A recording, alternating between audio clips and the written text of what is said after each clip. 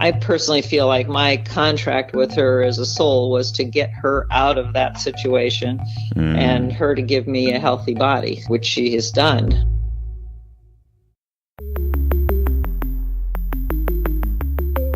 Who am I? Who am I? Who am I? Who am I? Who am I? Who am I? Who am I? This is Who Am I, Really? A podcast about adoptees that have located and connected with their biological family members.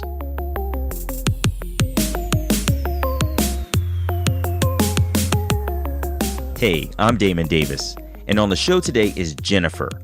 She says she grew up perfectly happy as an adoptee and never really had a desire to search for her biological family. Jennifer says that her own children kind of pushed her to search because they were interested in their own biological heritage, but it wasn't quite enough to propel her forward. Then their family experienced a separate reunification that had been such a positive experience, Jennifer began to think perhaps she should seek out her own biological family too. She didn't think she'd have much success in her search because she had a closed adoption in California. But going online proved to be a highly efficient way to find way more than she bargained for, and very quickly too. Jennifer starts us off in the beginning of her journey.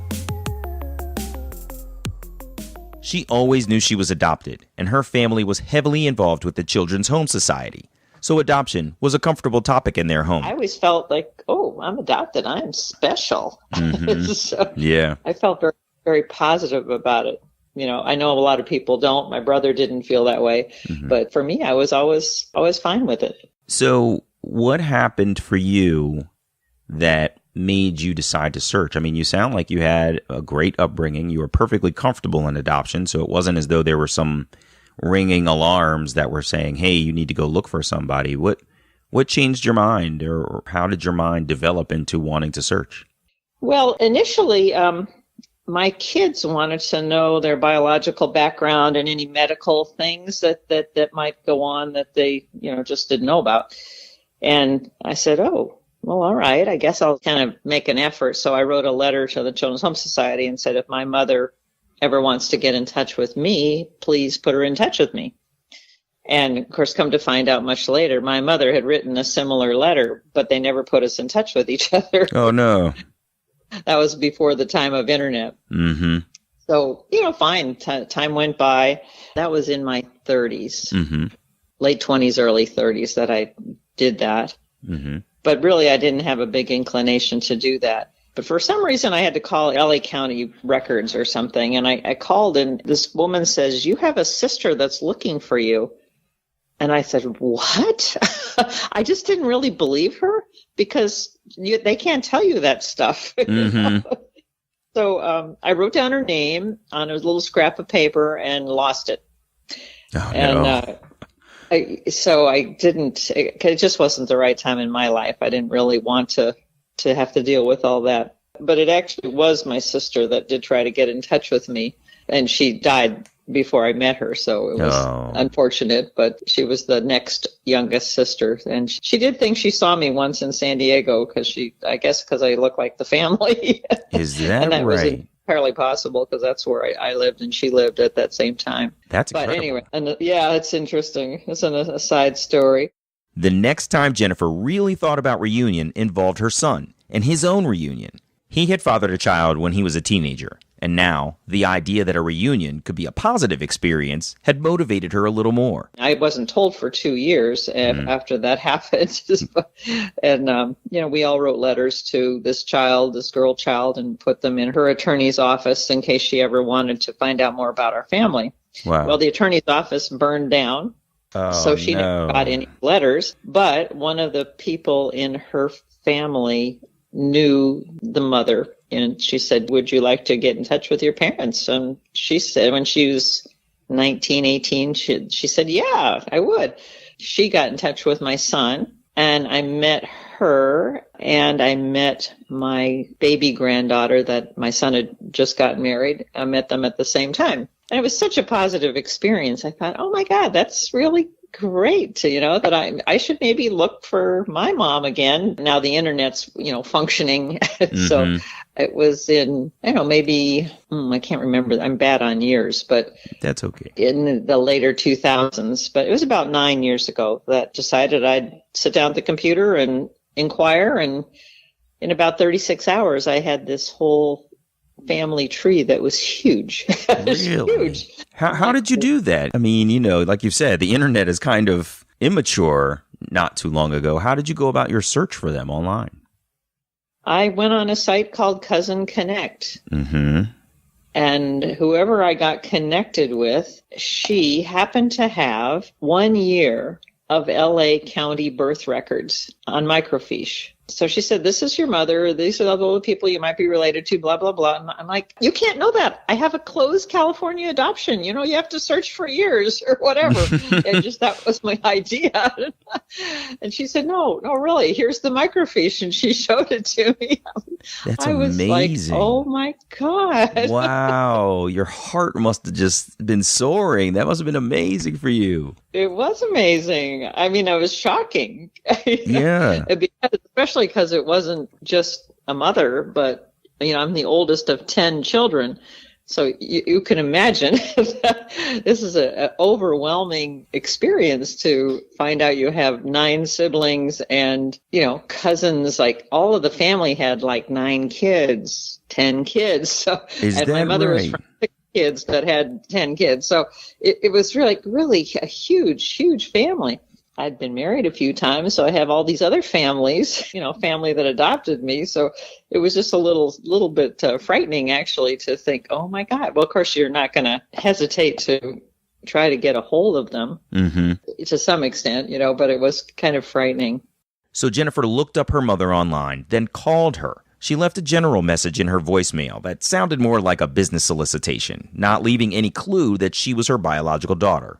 Of course, her mother probably thought it was a telemarketing call, so Jennifer never heard back from her. So probably 2 months later, I thought, well, I'll write her a letter. So I wrote her a letter, and I enclosed a poem that I had written to her in 1979, and that was published in a little book. So I copied that and sent it to her, and I'll read you the poem. It's called To Mom. Woman who cared, I thank you. Woman who cared, I dream of you. I feel us alike, you and I, more alike than I ever dreamed. I reached to tell you that I am and that you would be proud. I reached to show you my life, but not to grab yours. I think I know the pain you felt. I think I feel the love you gave. You made the right choice. Woman who cares, I thank you. Wow, that's amazing. So she got that, and my sister got the letter out of the mailbox, and she said, Mom, I think you might want to sit down.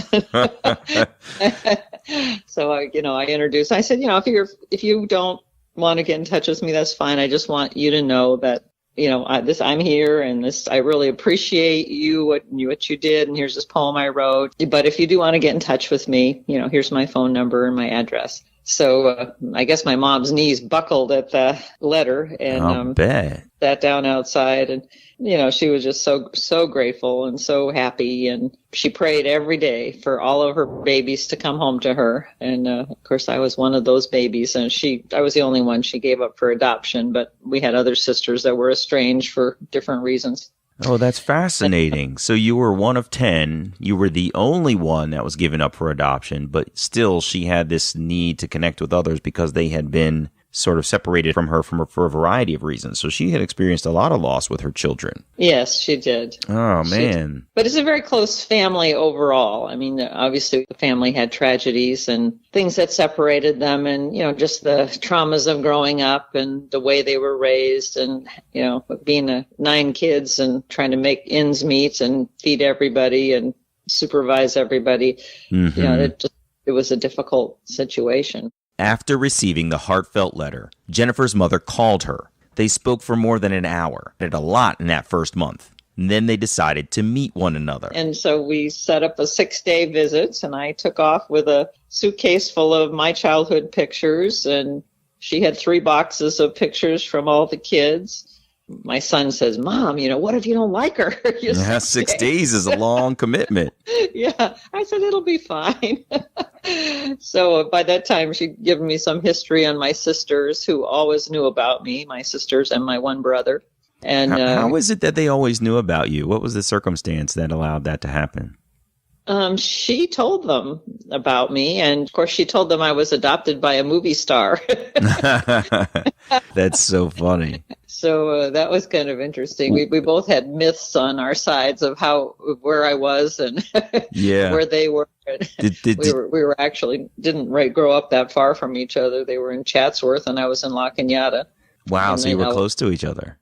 LA Basin. Yeah, it wasn't that far away. Oh, that's amazing. Yeah. Did she tell them that you were adopted by a movie star to help them to feel okay with the fact that their sibling was out there somewhere, do you think? I don't know if she actually believed that. I think she probably actually believed that. No, that's so funny. Yeah, it was really funny. So you embark on this 6-day visit, and how did it go? Oh, it went great. It was great. I mean, the first night I was there, after she and I had some time, I got a little lost and called her and, pulled in late, and she's like, "Oh, you're just like me, getting lost."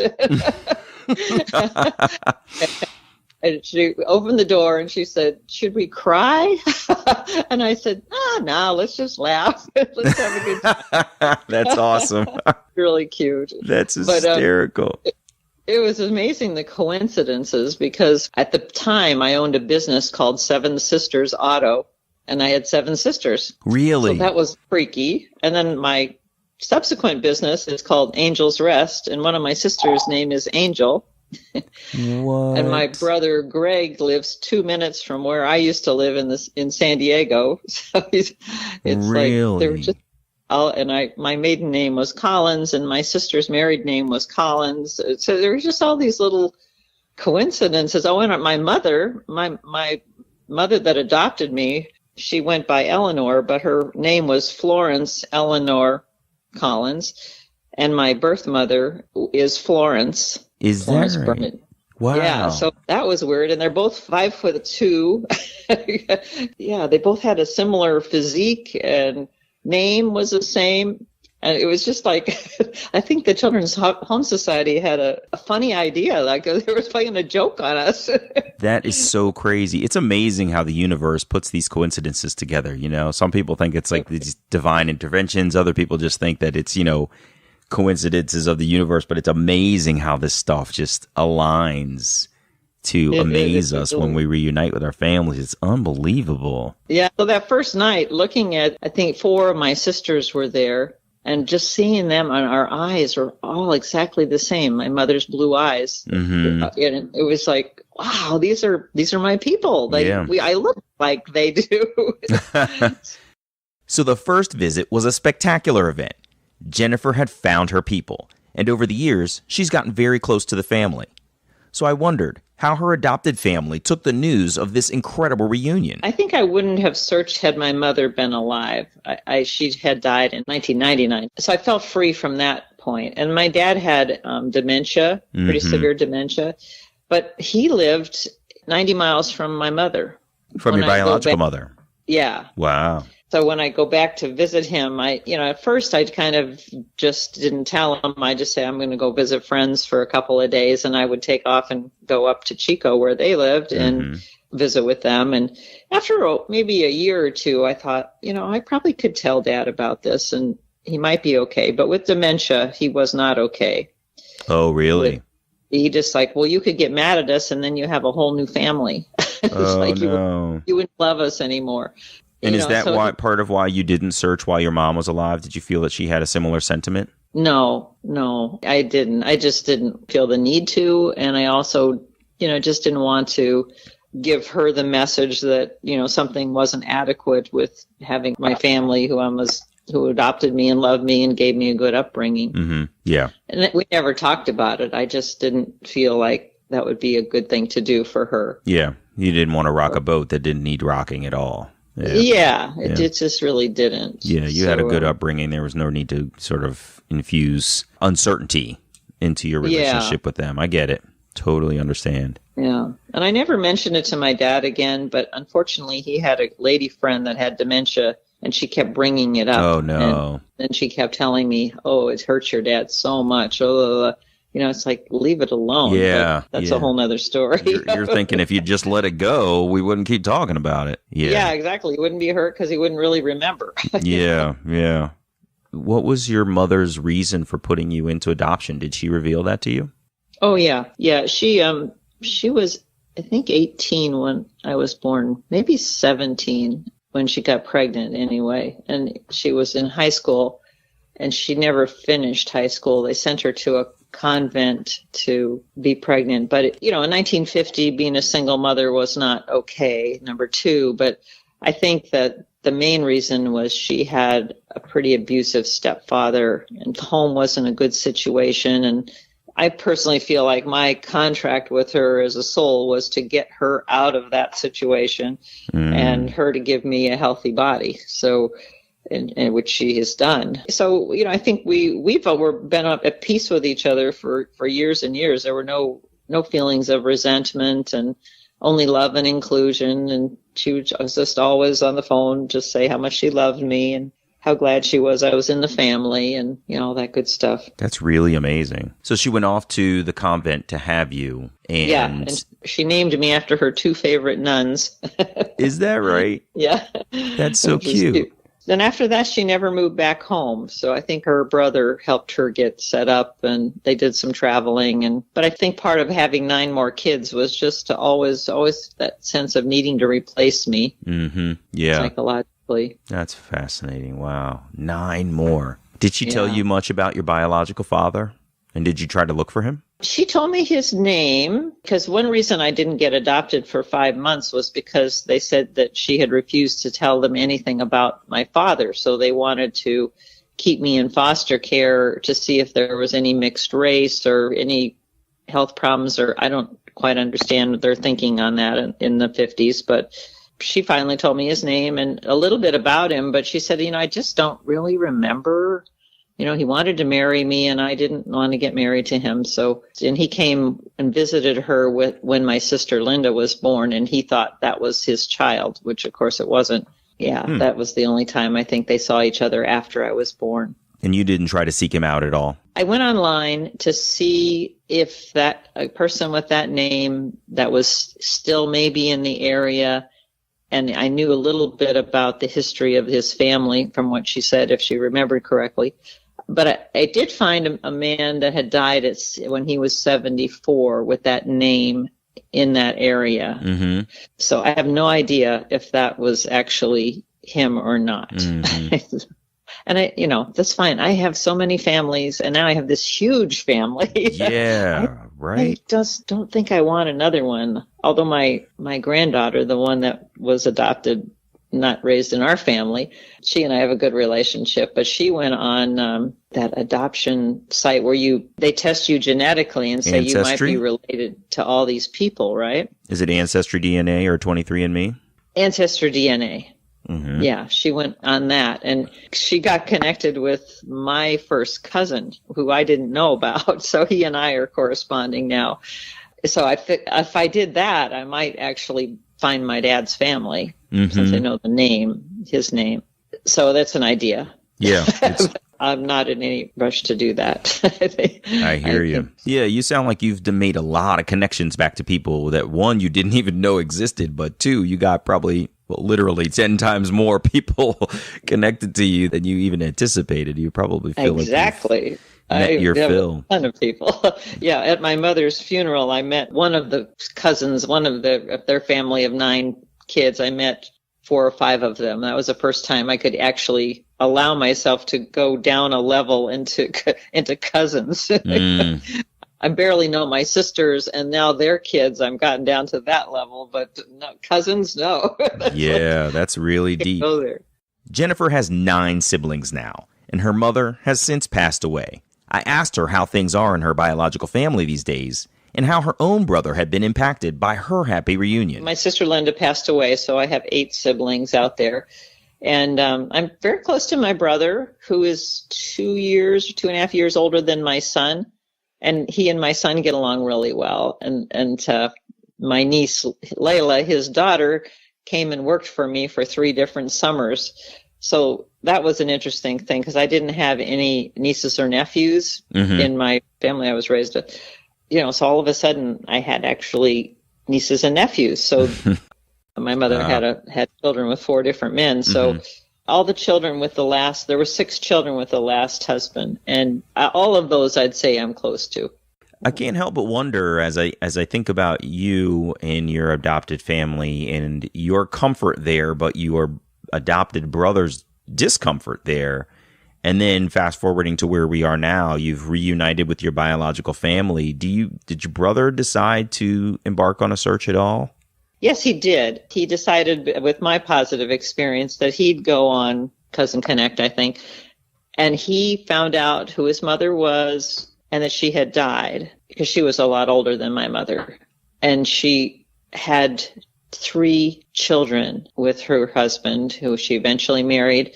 So he has half brothers and sisters out there, as do I. He has, I think, 2 brothers and a sister. But finding out that his mother died, and then he lost in the fire in San Diego, the woman that was helping him, I don't know if her computer died or I don't know what happened, but he was never able to get a hold of her again. So he just let it go. He had enough to be satisfied, and he's kind of a loner anyway. But he decided that he wouldn't search further since his mother had already died. My mother was so warm-hearted. She said, if he's your brother, he's in our family, so invite him to everything. Sounds like she was really sweet. Yeah, it was great. So he started coming. So he and his wife come up sometimes when I go out there and have a family event. So it was nice. They've come twice. Well, they came to my mother's funeral and the party afterwards with my sisters and brothers and cousins and all that. And they also came to a Thanksgiving dinner that my mom was at, and they really enjoyed meeting Mom and the brothers and sisters. So I think they feel a little part of the family when I invite them when I'm going out there. So that's really cool. That's great that you're able to include him in that way, and he was receptive to it. That's so... I know. I was actually kind of shocked, and I didn't think he would necessarily want to go to my mom's service, but he did. They really came through, and it meant a lot to me that he and his wife would be there. Yeah, I'll bet it did. That's really spectacular. Well, yeah, Jennifer, thank you so much for sharing your story. This has been really amazing. I got to say, I love your daughter, Christine. She is so awesome. And when she told me online that I had to talk to you,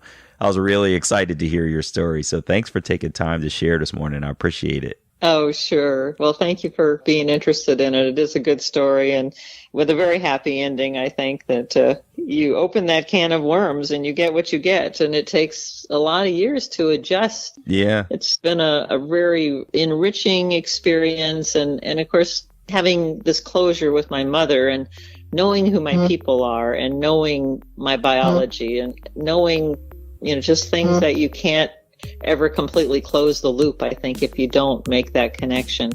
Yeah. So I'm very, very grateful. It opens a whole new world if it goes well. So you're very fortunate for how it went for you. Congratulations. Thank you. Sure. Take care, Jennifer. All the best to you. All right. You too, Damon.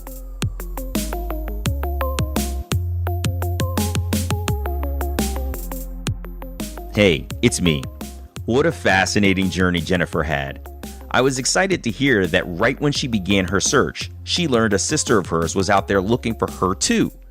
It was really too bad that she lost the little note with that sister's information and they weren't able to connect. Still, Jennifer was able to find her biological mother quickly online, thanks to some old school microfiche technology that had the whole family tree documented. Can you imagine going from a small family growing up to learning you're the oldest of 10 children? Wow. And how cool was it that Jennifer's mother welcomed her brother into their family too? She sounds like she was an amazing lady. I'm Damon Davis, and I hope you'll find something in Jennifer's journey that inspires you, validates your feelings about wanting to search, or motivates you to have the strength along your journey to learn, who am I, really? This episode was edited by Sarah Fernandez. If you would like to share your story of locating and connecting with your biological family, visit whoamireallypodcast.com/share. You can also find the show on Facebook or follow me on Twitter @WAI Really.